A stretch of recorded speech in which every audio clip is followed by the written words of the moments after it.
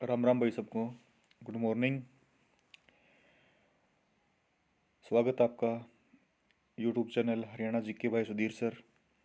आज हम शुरू करेंगे हरियाणा के प्रमुख करंट अफेयर जो आने वाले हरियाणा के एग्ज़ाम में एक बहुत ही महत्वपूर्ण भूमिका निभाते हैं। 4 से 5 6 क्वेश्चन लगभग आ जाते हैं। तो 2020 के जो इम्पोर्टेंट क्वेश्चन बनते हैं वो हम शुरू करते हैं। ठीक है भाई। नेक्स्ट जो क्लासेस होंगी हम 2019 के भी करेंगे और 2020 के भी हम कंप्लीट जो करंट अफेयर हैं वो हम करेंगे। तो शुरू करते हैं आज इस चैनल पे करंट अफेयर की जो पहली क्लास है और हम लगभग 10 क्वेश्चन आज कवर करेंगे और फिर टाइम को देखते हुए हम इसको आगे बढ़ा भी सकते हैं।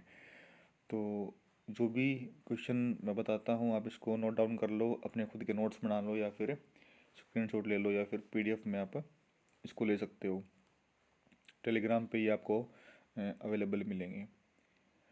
तो पहला क्वेश्चन है कि खेलो इंडिया यूथ गेम्स 2020 की पदक तालिका में हरियाणा का स्थान। तो भाई जो खेलो इंडिया यूथ गेम्स है इसमें हरियाणा का जो स्थान है वो दूसरा है। और इन खेलों का जो आयोजन किया गया था वो किया गया था आसाम में। 10 जनवरी से 22 जनवरी तक ये गेम हुए। आसाम में हरियाणा का स्थान दूसरा। तो देखते हैं कि इस जो गेम है इनकी शुरुआत कब हुई थी।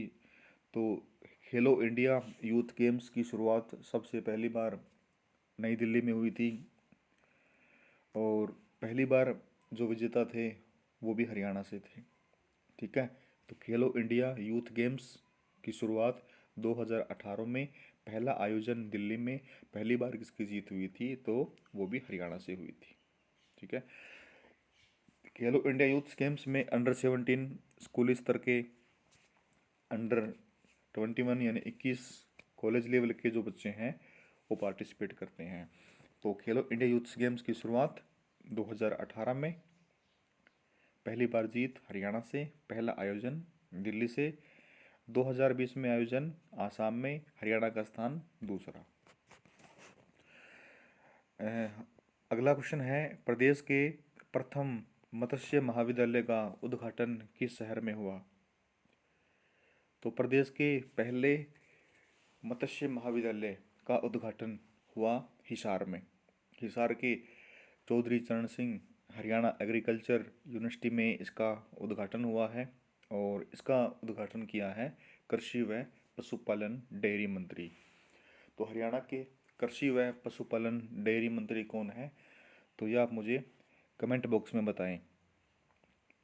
तो ये जो महाविद्यालय है ये CCS HIU में शुरू किया गया है। चौधरी चरण सिंह हरियाणा एग्रीकल्चर यूनिवर्सिटी जो कि 2 फरवरी 1970 को खुला था और उसी दिन से हरियाणा में धान पे रिसर्च की जाती है। ठीक है भाई। धान पे रिसर्च हरियाणा में कहाँ की जाती है, चौधरी चरण सिंह हरियाणा एग्रीकल्चर यूनिवर्सिटी हिसार में। लेकिन धान के उत्पादन में प्रथम जिला कौन सा है तो क्या बताओगे, करनाल। तो कमेंट बॉक्स में ज़रूर बताएं कि हरियाणा का जो कृषि व पशुपालन डेयरी मंत्री कौन है। तो मत्स्य महाविद्यालय का उद्घाटन कहाँ हुआ है, हिसार में। तीसरा है किस खिलाड़ी को व्यक्तिगत वर्ष 2019 का सर्वश्रेष्ठ खिलाड़ी चुना गया है। तो किस खिलाड़ी को व्यक्तिगत वर्ष 2019 का सर्वश्रेष्ठ खिलाड़ी चुना गया है तो वो है बजरंग पूनिया। बजरंग पूनिया को व्यक्तिगत वर्ष 2019 का सर्वश्रेष्ठ खिलाड़ी चुना गया है। बजरंग पूनिया का संबंध कहाँ से है तो खुडन गांव झज्जर से है। बजरंग पूनिया के गुरु कौन है, योगेश्वर दत्त। योगेश्वर दत्त का संबंध कहाँ से है, भैंसवा कला सोनीपत। तो इनके द्वारा कुछ और 2-3 बातें और पढ़ते हैं कि 2019 में इनको पद्मश्री अवार्ड मिला जो कि देश का चौथा सबसे बड़ा सम्मान होता है। तो 2019 में इनको देश का चौथा सबसे बड़ा सम्मान पद्मश्री अवार्ड मिला। 2019 में ही इन्हें खेलों में राजीव गांधी खेल रत्न पुरस्कार मिला। 2015 में इनको अर्जुन अवार्ड से नवाजा गया था। तो हमारा प्रश्न था कि व्यक्तिगत वर्ष 2019 का सर्वश्रेष्ठ खिलाड़ी बजरंग पूनिया। बजरंग पूनिया का संबंध खुडन गांव झज्जर से। बजरंग पूनिया के गुरु योगेश्वर दत्त। योगेश्वर दत्त का संबंध भैंसवा कला सोनीपत में। पद्मश्री अवार्ड कब मिला? 2019 में। राजीव गांधी खेल रत्न पुरस्कार कब मिला? 2019 में। अर्जुन अवार्ड कब मिला? 2015 में। तो हमारा नेक्स्ट क्वेश्चन है, हरियाणा के किस शहर या गांव में कॉमन फैसिलिटी सेंटर की स्थापना की है? कॉमन फैसिलिटी सेंटर यानी एक कॉमन जो सुविधा केंद्र है वो खोला गया है। और ये होता क्या है? इसका मतलब होता है छोटे जो उद्योग हैं, छोटे लेवल के उद्योग हैं, उनके साथ ग्रामीण लोगों का जीवन स्तर उठाना। छोटे लोग जो हाथ के कारीगर हैं या फिर अपने खुद छोटे जो उद्योग जैसे खादी का काम हो गया, बर्तन बनाना हो गया, हैंडीक्राफ्ट हो गया, इस तरह के जो काम हैं इनके साथ लोगों का जीवन स्तर उठाना, इनके फेवर में काम करना, इनको लोन की सुविधा उपलब्ध कराना, उनको कुछ और सरकारी योजनाएं हैं उनका उनका फ़ायदा दिलाना, इनके लिए कॉमन फैसिलिटी सेंटर की स्थापना की गई है कागदाना गांव सिरसा। सिरसा में गांव है कागदाना, और वहाँ पे इस कॉमन फैसिलिटी सेंटर की स्थापना की है, उद्घाटन किया है दुष्यंत चौटाला ने। ठीक है भाई, हरियाणा के डिप्टी सीएम दुष्यंत चौटाला ने उसका उद्घाटन किया है। कागदाना गांव से एक मेला याद आता है, बाबा रामदेव का मेला, जो कि सिरसा में लगता है, अगर अगस्त माह में लगता है। ठीक है, तो रामदेव का मेला कब लगता है? अगस्त महीने में। कहाँ पे लगता है? कागदाना गांव सिरसा में। नेक्स्ट 5वें क्वेश्चन पे चलते हैं। हरियाणा में राज्य स्तरीय निर्भया अवार्ड से कितनी बेटियों को सम्मानित किया गया? तो हरियाणा में राज्य स्तरीय निर्भया अवार्ड से हरियाणा की 45 बेटियों को नवाजा गया, सम्मानित किया गया। इसका आयोजन किया गया जींद, और चीफ गेस्ट थे सोनाली फोगाट। सोनाली फोगाट को आप जानते होंगे, टिकटॉक स्टार हैं।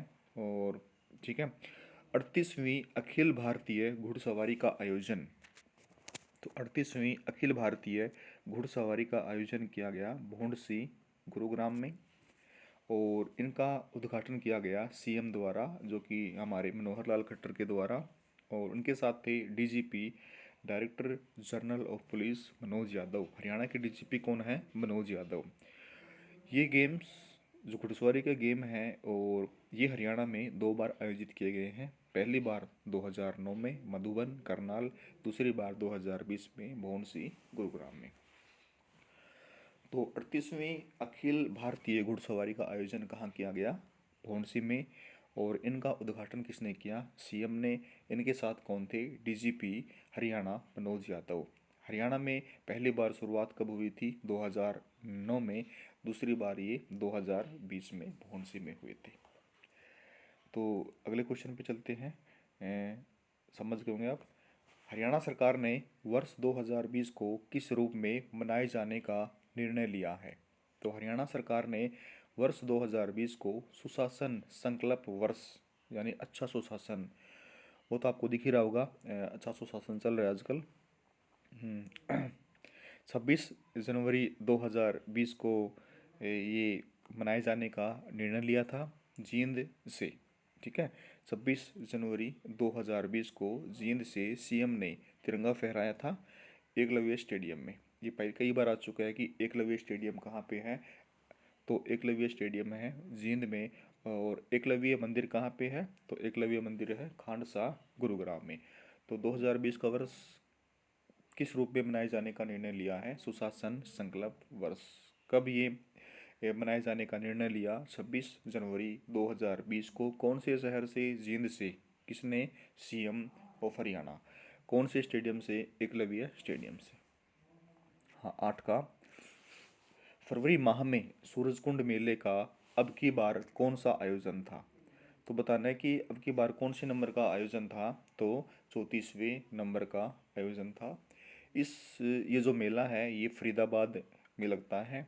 इसको सूरजकुंड मेला, अंतर्राष्ट्रीय क्राफ्ट मेला, शिल्पकारों का कुंभ, शिल्पकारों का मेला, इस नाम से जाना जाता है। इस मेले का आयोजन पहली बार 1987 में किया गया था। और आयोजन के बाद यहाँ पे थीम राज्य की शुरुआत की गई थी। थीम राज्य यानी किसी भी एक स्टेट को इनविटेशन देते हैं कि आप अपने कल्चर को, आप अपने हैंडीक्राफ्ट, जो भी चीज़ें हैं उसको आप यहाँ पे दिखाइए, ठीक है। उनको इनविटेशन देते हैं। तो पहली बार इसकी थीम राज्य की शुरुआत हुई थी 1989 में। और प्रथम जो थीम राज्य था वो था राजस्थान। इसी के साथ थीम देश की शुरुआत भी हुई। जो किसी भी कंट्री को हम इनविटेशन देते हैं तो थीम देश की शुरुआत हुई थी 2012 से। और पहला जो थीम देश था वो था थाईलैंड। इसमें आपको थोड़ी सी एक बातें नोट करनी है कि इनविटेशन देने की प्रथा 2012 से हुई थी। इससे पहली बार बिना इनविटेशन के एक देश ने पार्टिसिपेट किया था 2009 में, इजिप्ट यानी मिस्र ने। उसके बाद हरियाणा सरकार ने एक निर्णय लिया कि हम किसी एक कंट्री को हर साल इनविटेशन देंगे, ठीक है। और इस मेले का आयोजन हर साल फरवरी में ही होता है। तो अब की बार जो देश पार्टिसिपेट किया है वो है उज्बेकिस्तान और थीम स्टेट अपना है हिमाचल प्रदेश। और इस बार यूके ने पहली बार अपने पार्टिसिपेंट्स भेजे हैं। यूके यानी यूनाइटेड किंगडम। तो सूरजकुंड जो मेला है अब की बार कौन से नंबर का है? 34वां। थीम देश कौन सा है? उज्बेकिस्तान। थीम राज्य कौन सा है? हिमाचल प्रदेश। कौन से देश ने पहली बार पार्टिसिपेट किया है? यूके ने। पहली बार इस मेले की शुरुआत कब हुई थी? 1987 में। पहली बार थीम स्टेट कब की शुरुआत कब हुई? 1989 में। पहली बार थीम स्टेट कौन सा था? राजस्थान। पहली बार थीम देश कौन सा था? Theme country Thailand. शुरुआत हुई थी 2012 में। मैं उम्मीद करता हूँ आपको समझ में आ गया होगा। 9वें पे चलते हैं। किस हरियाणवी को वर्ष 2020 में पद्मश्री पुरस्कार से नवाजा गया? तो 2020 में पद्मश्री पुरस्कार से नवाजा गया है रानी रामपाल, जो कि हॉकी प्लेयर हैं, कप्तान हैं और शाहबाद कुरुक्षेत्र से संबंध रखती हैं। और शाहबाद को हॉकी की नर्सरी भी कहा जाता है, ठीक है। तो 2020 में पद्मश्री पुरस्कार मिला है रानी रामपाल, शाहबाद कुरुक्षेत्र से। आगे चलते हैं 10वें पे। राष्ट्रपति द्वारा हाल ही में किन बच्चों को बाल शक्ति पुरस्कार से नवाजा गया है? तो बता दूं आपको कि जो प्रधानमंत्री बाल शक्ति पुरस्कार होता है ये इस बार राष्ट्रपति द्वारा दिया गया है, ठीक है। और ये जो पुरस्कार है ये 6 फील्ड में दिया जाता है, 6 क्षेत्रों में दिया जाता है।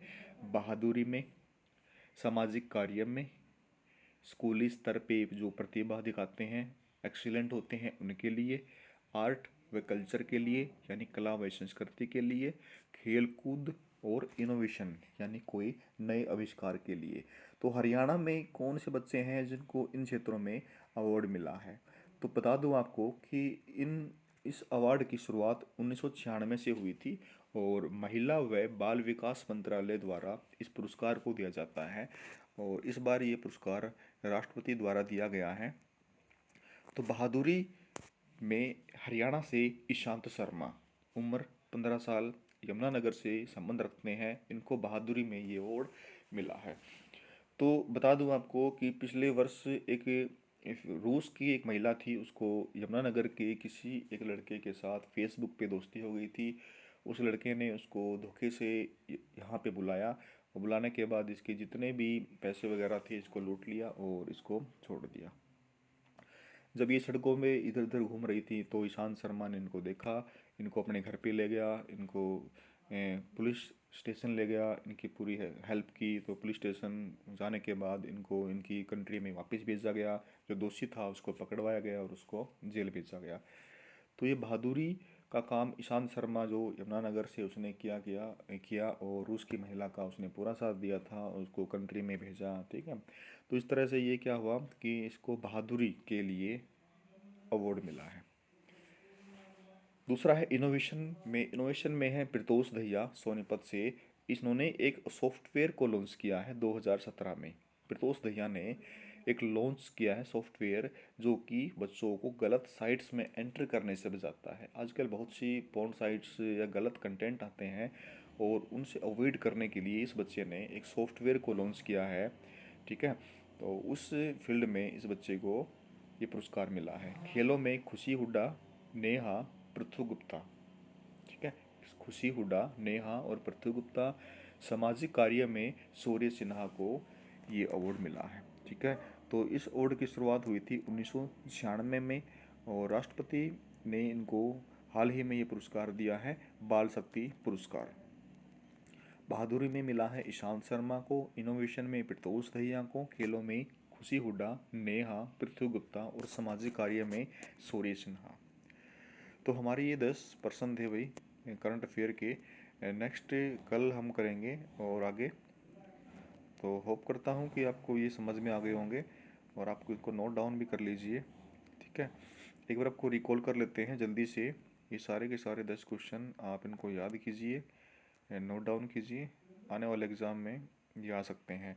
तो खेलो इंडिया यूथ गेम्स में 2020 की पदक तालिका में हरियाणा का स्थान दूसरा। प्रदेश के प्रथम मत्स्य महाविद्यालय का उद्घाटन किस शहर में हुआ? हिसार में। किस खिलाड़ी को व्यक्तिगत वर्ष 2019 का सर्वश्रेष्ठ खिलाड़ी चुना गया? बजरंग पूनिया। हरियाणा के किस शहर में कॉमन फैसिलिटी सेंटर की स्थापना हुई है या गांव में? तो कागदाना गांव, सिरसा। हरियाणा में राज्य स्तरीय निर्भय अवार्ड से कितने बेटियों को सम्मानित किया गया? 45 बेटियों को सम्मानित किया गया। 38वीं अखिल भारतीय घुड़सवारी का आयोजन कहाँ किया गया? भौंडसी में। हरियाणा सरकार ने वर्ष 2020 को किस रूप में मनाए जाने का निर्णय लिया है? सुशासन संकल्प वर्ष। फरवरी माह में सूरजकुंड मेले का अब की बार कौन सा आयोजन था? 34वां। किस हरियाणवी को वर्ष 2020 में पद्मश्री पुरस्कार से नवाजा गया? रानी रामपाल। राष्ट्रपति द्वारा हाल ही में किन बच्चों को बाल शक्ति पुरस्कार से नवाजा गया? तो ये बच्चे हैं ईशांत शर्मा, प्रतोष दहिया, खुशी हुड्डा, नेहा, पृथ्वी गुप्ता और शौर्य सिन्हा।